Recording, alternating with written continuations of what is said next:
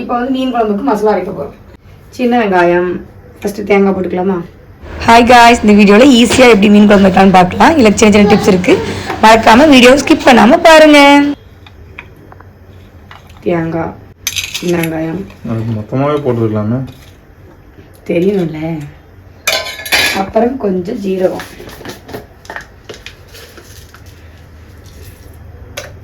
ஜீரகம் போட்டுக்கலாம். ஜீரகம், இதுக்கப்புறம் கொஞ்சம் கொஞ்சம் மஞ்சத்தூள், அதுக்கப்புறம் கருவேப்பிலை. இது நம்மளோட மெயினான. கொஞ்சம் கருவேப்பிலை நிறையாவே போட்டுக்கலாம், நல்லாயிருக்கும் குழம்பு.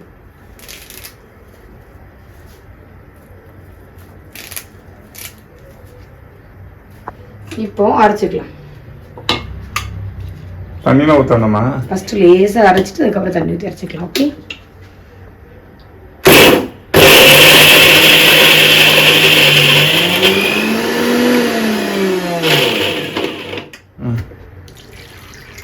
கொஞ்சம் தண்ணி,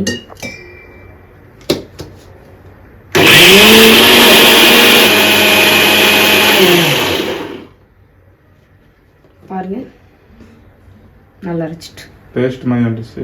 நல்லா அரைச்சிடணும். இப்போ குழம்புக்கு ஃபஸ்ட்டு நான் ஒரு கடாயை எடுத்து அடுப்பில் வச்சுருக்கேன். அடுப்பை ஆன் பண்ணலை, சரியா? வச்சுட்டு இப்போ இதில் தக்காளி பழம் ஆல்ரெடி எல்லாம் கழுவி வச்சுட்டேன். தக்காளி பழம் மேகலாம் அப்படி கட் பண்ணி போட வேண்டியதான். பொடிசாட்டினா பொடிசாட்டிக்கலாம், நம்ம தேவைக்கு தான். நான் சும்மா அப்படி ரெண்டாவே நாளாக அப்படி வெட்டி போட்டுருவேன். தக்காளி வெட்டி போட்டாச்சா? என்ன மிளகாவை சும்மா அப்படி ரெண்டாக கிழிச்சு, எங்கள் ஊரில் நாங்கள் இப்படி தான் பண்ணுவோம் குழம்பு. அவ்வளோதான், ஒரு 3 மிளகாய் போதும். ரொம்ப காரம் இருக்கக்கூடாது. காரம் வேணும்னாங்க அதிகமாக தேவைன்னா போட்டுக்கலாம். நான் ஒரு 3 மிளகாய் தான் போட்டிருக்கேன், அவ்வளோதான். தக்காளி வெட்டி போட்டிருக்கேன், பச்சை மிளகாய். இனிமே அரைச்சி வச்ச தேங்காய். நம்ம இதில் வந்து தேங்காய், சின்ன வெங்காயம், சீரகம், கருவேப்பிலை போட்டு அரைச்சோமா? கொஞ்சம் லேசாக மஞ்சத்தூள் போட்டு அரைச்சாச்சு. அதை இதில் ஊற்றுறோம். இது எல்லாமே அடுப்பே ஆன் பண்ணாமல் பண்ணிட்டு இருக்கா? ஆமாம். அது எதுக்கு அடுப்பு ஆன் பண்ணாமல் பண்ணுறோம்?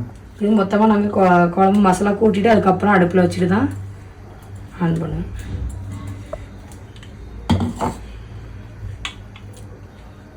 பீச தண்ணி அலசி ஊற்றிக்கலாம்.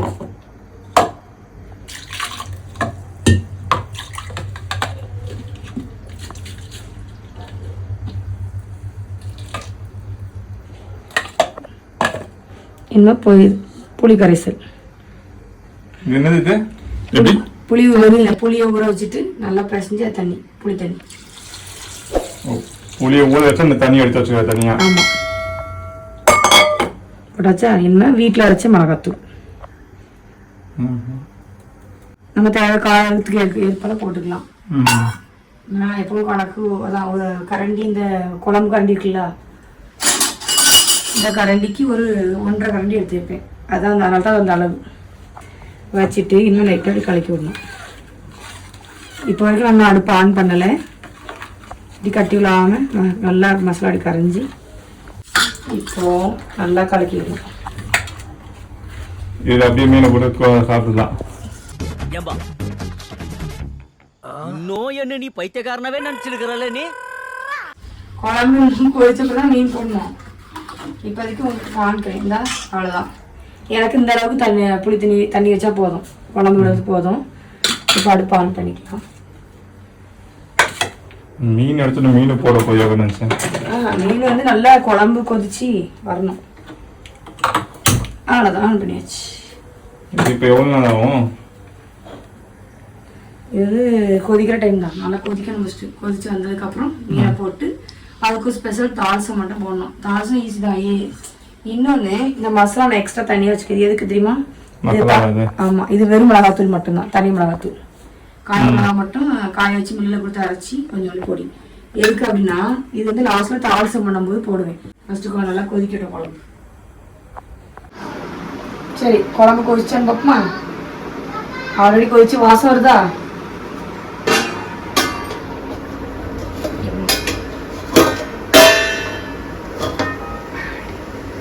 கொதிச்சு கொஞ்சம் நல்லா வச்சிருக்கு. நம்ம ஊற்றுன அளவோட கொஞ்சம் வத்திருக்கு பார்த்தீங்களா? அப்படியே நல்லா கொதிச்சு கூட்டி மட்டும் தான் போட்டோம். குழம்பு நல்லா மிக்ஸ் பண்ணி அதுக்கப்புறம் நல்லா இப்போ கொதிச்சு கொஞ்சம் வத்த ஸ்டேஜ் வந்திருக்கு. இந்த நேரத்தில்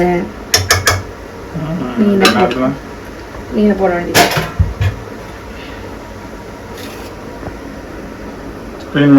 தலையா? ஆமாம்.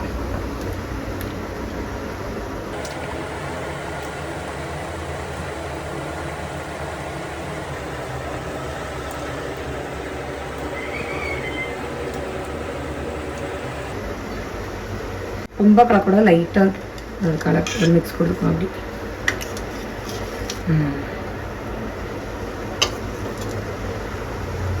தீ மீடியமாக வச்சுக்கலாம். கொதிக்கும் போதே இப்போ மீன் போட்டாச்சா கொஞ்சம் உப்பு, அதுக்கு தேவையான குழம்புக்கு தேவையான உப்பு. கல்லுப்பு தான் போடுறேன் குழம்புக்கு.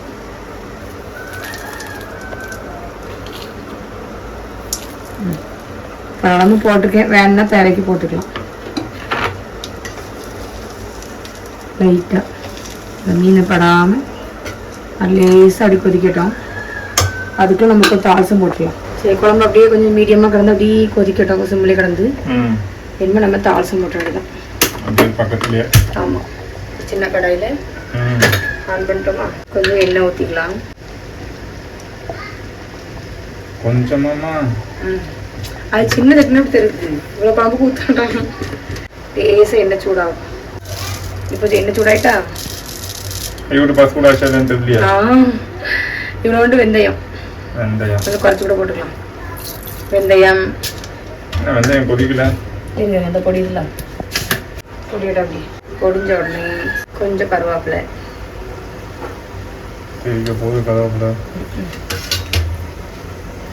இதில் ஒரு ட்விஸ்ட் இருக்கு. நான் குழம்பு டேஸ்ட்டாக வர ஒரு இது பண்ணுவேன். என்ன தெரியுமா? இப்போ வெந்தயம் போட்டாச்சா, வெந்தயம் கருவேப்பிலை போட்டுக்கலாம். இப்போ நல்லா சூடாயிட்டா கருவேப்பிலை போட்டாச்சா. இப்போ பொடிஞ்சதுக்கு அப்புறம் லைட்டாக அப்படி முன்னாடி பொடிஞ்சிடும். வெந்தயம் கறியாமல் பார்த்துக்கணும். கோல்டன் ப்ரௌனில் வந்தால் போதும். பொடிஞ்சிட்டா கருவேப்பிலை பொடிஞ்சிட்டா அடுப்பை ஆஃப் பண்ணியாச்சா? ஆமாம், அடுப்பை ஆஃப் பண்ணிட்டு இந்த டைமு கொஞ்சமாக வெறும் மிளகாத்தூள், வீட்டில் அரைச்ச மிளகாத்தூளை அடுப்பை ஆஃப் பண்ணதுக்கப்புறம் போடணும். உங்களுக்கு அந்த மாதிரி ட்ரை பண்ணி பாருங்கள். டேஸ்ட் மீன் குழம்பு சூப்பராக இருக்கும். ஏன்னா அதில் கொஞ்சம் காரம் கம்மியாக தான் போட்டுக்கலாம், அவ்வளோவா காரம் இருக்காது.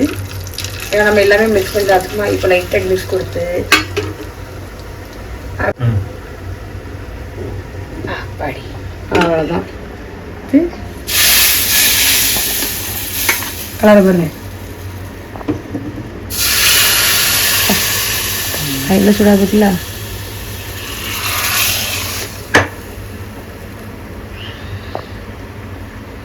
அப்படியே லைட்டாக மிக்ஸ். ஆல்ரெடி உப்பு எல்லாமே போட்டோம். லேசாக கொதித்து அந்த மசாலா வந்து நல்லா மீனில் இறங்கட்டும். சிம்மில் ஒரு 2 நிமிஷம் வச்சு இறக்கிற வேண்டியதான். குழம்பு வாசம் எப்படி இருக்கு? வாசம் இருக்கு. வீடியோவில் தெரியுமா? வாசம் தான். வீடியோவில் வாசம் தெரியாது. கலர் எப்படி பாருங்க. குழம்பு நம்ம லைட்டாக உப்புட்ட இருக்கான்னு செக் பண்ணிக்கலாமா? லைட்டாக நான் எப்பவுமே இப்படி லைட்டாக ஓரமாக தான் இப்படி கிண்டி விட்டுட்டு வருவேன். அப்போ தான் அந்த மீன் உடையாமல் இருக்கும். சரி, இப்போ உப்பு இருக்கான்னு டேஸ்ட் பண்ணிக்கலாமா?